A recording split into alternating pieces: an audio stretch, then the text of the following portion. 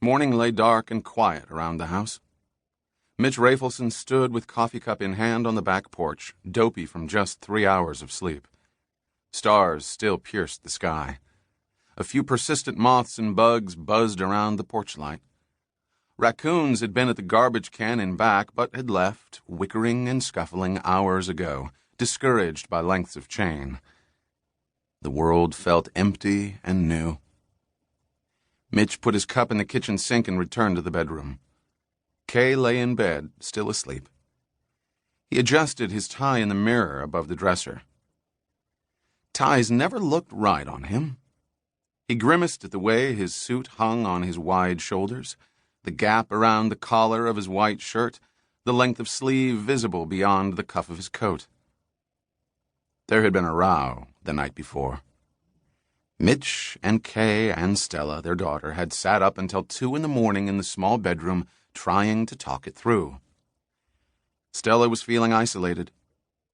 She needed to be with young people like her. It was a reasonable position, but they had no choice. Not the first time, and likely not the last. Kay always approached these events with studied calm, in contrast to Mitch's evasion and excuses. Of course they were excuses. He had no answers to Stella's questions, no real response to her arguments. They both knew she ultimately needed to be with her own kind, to find her own way. Finally, too much, Stella had stomped off and slammed the door to her room. Kay had started crying. Mitch had held her in bed, and she had gradually slipped into twitching sleep, leaving him staring at the darkened ceiling.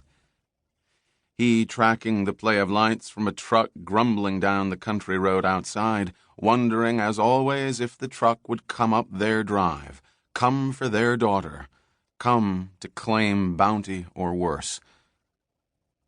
He hated the way he looked in what Kay called his Mr. Smith duds, as in Mr. Smith Goes to Washington. He lifted one hand and rotated it, studying the palm, the long, strong fingers, wedding ring, though he and Kay had never gotten a license. It was the hand of a hick. He hated to drive into the Capitol, through all the checkpoints, using his congressional appointment pass.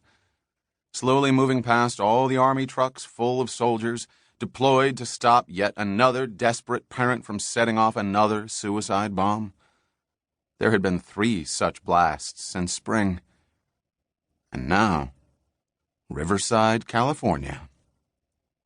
Mitch walked to the left side of the bed. "Good morning, love," he whispered. He stood for a moment, watching his woman, his wife. His eyes moved along the sleeve of her pajama top, absorbing every wrinkle in the rayon, every silken play of pre-dawn light, down to slim hands, curled fingers, nails bitten to the quick. He bent to kiss her cheek and pulled the covers over her arm. Her eyes fluttered open. She brushed the back of his head with her fingers. "Good luck," she said. "Back by 4, he said. "Love you."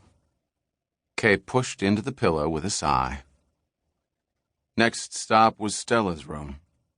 He never left the house without making the rounds, filling his eyes and memory with pictures of wife and daughter and house, as if, should they all be taken away, should this be the last time, he could replay the moment. Fat good it would do.